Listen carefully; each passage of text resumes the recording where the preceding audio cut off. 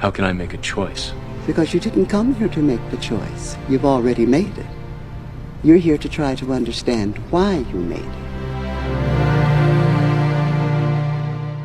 कहते हैं जब शिष्य तैयार हो जाता है तो गुरु अपने आप उसके सामने आ जाता है, लेकिन ये गुरु हमेशा शक्ल और शरीर लेके नहीं आता है। अक्सर जिनको सच का आभास होता है उनके सामने गुरु आते हैं एक एहसास के रूप में, एक सेल्फ रियलाइजेशन के रूप में। ऐसे ही मेरी ज़िंदगी में गुरु दत्तात्रेय आए थे। उनके कुछ शब्द मेरे कानों में पड़े और ऐसा हुआ जैसे कि पूरा का पूरा मन पिघल गया, सारे कन्फ्यूजन डिसॉल्व हो गए। मैं केवल 3 बातें आज आपके सामने रखना चाहता हूँ जो मुझे गुरु दत्तात्रेय ने शायद मेरी मेहनत से, मेरी तपस्या से या मेरे भोलेपन की वजह से मुझे इनाम दिया, गुरु का ग्रेस मिला। शायद छोटे बच्चे की तरह हो गया होगा मैं, ढेर सारे सवाल, और शायद ये विश्वास हो गया होगा मेरे अंदर में कि हैं मेरे गुरु हैं मेरे सवालों के जवाब देने के लिए मेरे पास। सबसे पहली बात तो मैं मन के बारे में करना चाहता हूँ कि मन एक डुअल इंस्ट्रूमेंट है। हमारे मन का एक काम नहीं है, 2 काम है। दूसरा, हमारी चेतना के ऊपर एक बहुत बड़ा धब्बा है, एक दाग है, जिसके लिए वो गाना सुना होगा आपने, लागा चुनरी में दाग छुपाऊं कैसे, घर जाऊं कैसे। इसी धब्बे की वजह से हम अपने प्रभु के घर, भगवान के घर नहीं पहुंच पा रहे हैं। क्या है ये धब्बा, ये हम डिस्कस करेंगे। और तीसरा, किस साबुन से इस धब्बे को हम साफ कर सकते हैं। जी हाँ, 3 ऐसे साबुन हैं जो गुरु दत्तात्रेय देते हैं आपकी चेतना को साफ करने के लिए।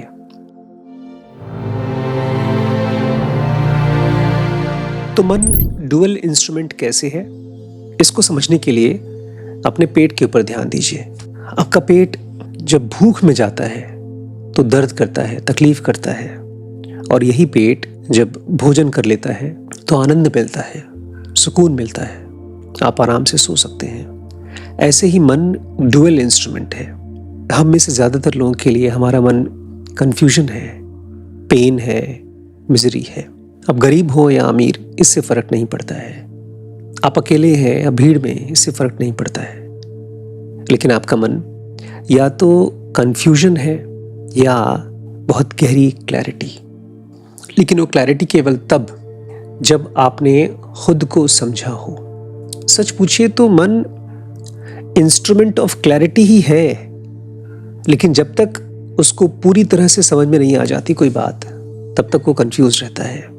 किसी रिश्ते को लेकर के, किसी काम को लेकर, छोटी से छोटी चीज़ को लेकर के, जब तक उसको वो बात समझ में नहीं आ जाती, तब तक वो इंस्ट्रूमेंट ऑफ कंफ्यूजन है। लेकिन ये सारे कंफ्यूजन केवल तभी ख़त्म होते हैं जब आप खुद को समझते हैं, और वो एक मिस्टिकल एक्सपीरियंस है, बहुत ही पावरफुल एक्सपीरियंस है। तो मैं आपसे केवल यही रिक्वेस्ट करूँगा, जब तक आपका मन अपने आप पूरी तरह से शांत नहीं हो जाता, तब तक खोजना बंद मत करिए। किसी भी ज्ञान की बात को केवल इसलिए मत मान लीजिए क्योंकि जो आदमी बोल रहा है वो बहुत इन्फ्लुएंशियल लग रहा है, वो बहुत बड़ा गुरु है, ये बहुत लोग उसको फॉलो करते हैं। वो कौन सा धब्बा है हमारी चेतना का, इसको समझने के लिए थोड़ा सा मन को शांत करिए और देखिए आप अपने आप को क्या मानते हैं। आप अपने आप को आदमी या औरत मानते हैं, यही सबसे बड़ा धब्बा है। इस सीक्वेंस को समझिए। सबसे गहरा रूप आपका है साइलेंस।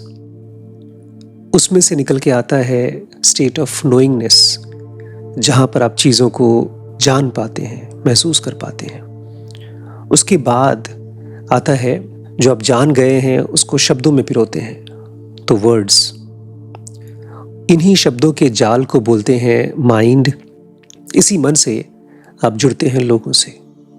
तो शुरुआत होती है साइलेंस, फिर नोइंगनेस, फिर वर्ड्स, फिर माइंड, और लास्ट में लोग, पीपल।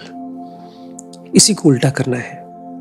अगर आप अपने आप को आदमी या औरत मानते हैं, पिता या बेटी मानते हैं, गरीब या अमीर मानते हैं, ये सारी की सारी बातें केवल सरफेस पे हैं। इससे पीछे होकर के आपको देखना होगा, ये आपके मन का, माइंड का खेल है। और शांत होकर देखेंगे तो आपको ये सारी बातें केवल शब्द सुनाई देंगी। और पीछे जाके देखेंगे तो आप देखेंगे केवल आपके मन में इन बातों को, इन शब्दों को महसूस करने की शक्ति है, नोइंगनेस है।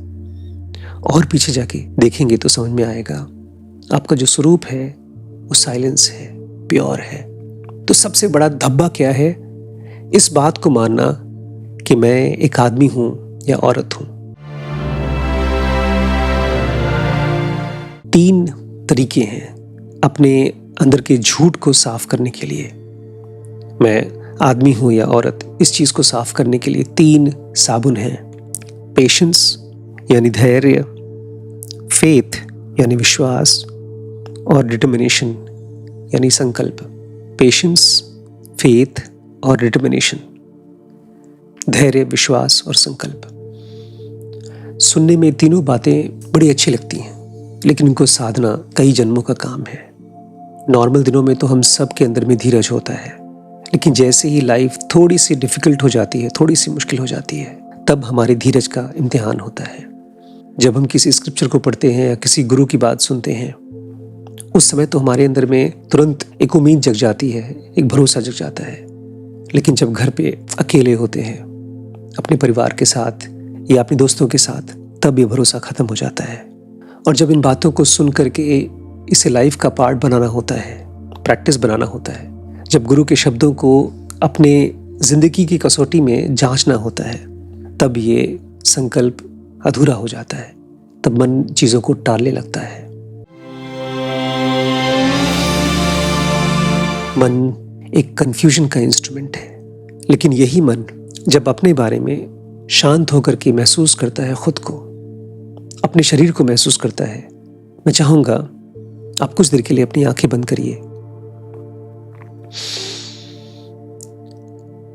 अपने शरीर को महसूस करिए, अपनी सांसों को महसूस करिए। इस समय आप शरीर नहीं है, केवल आप शरीर को महसूस कर रहे हैं। जब आंख खोल करके देखते हैं तो भी आप शरीर है नहीं, केवल एक छलावा आपकी आंखों से होता है कि मैं शरीर हूं। आपका असल रूप वो है जो रात को सोते समय इस शरीर से अलग हो जाता है। अपने ऊपर लगे हुए धब्बे को पहचानिए। ये बात सच नहीं है कि आप एक आदमी या औरत हैं, गरीब या अमीर हैं, जिंदा हैं या मरे हुए हैं। जब आप इस सच को रियलाइज करेंगे, तब आप देखेंगे आपकी समाधि अरबों सालों से भी बढ़कर है। आपके सामने न जाने कितने सूरज उगते हैं और कितनी बार खत्म होते हैं। आपके सामने करोड़ों अरबों ब्रह्मांड निकलते हैं और उसी में समा जाते हैं। लेकिन आप हैं, आप शरीर नहीं हैं, आप मन में चलने वाले विचार नहीं हैं, आप वो भी नहीं हैं जो लोग आपके बारे में सोचते हैं। आप केवल हैं, दैट विच इज। इसको कृष्णमूर्ति कहा करते थे।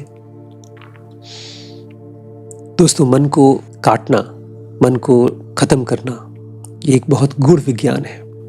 इसी का नाम है ज़ेनोगा, जिसमें मैं आपको इनवाइट करता हूं अपने साथ चलने के लिए। ये नंबर है, इस पे आप कांटेक्ट कर सकते हैं डिटेल्स जानने के लिए। ठीक है।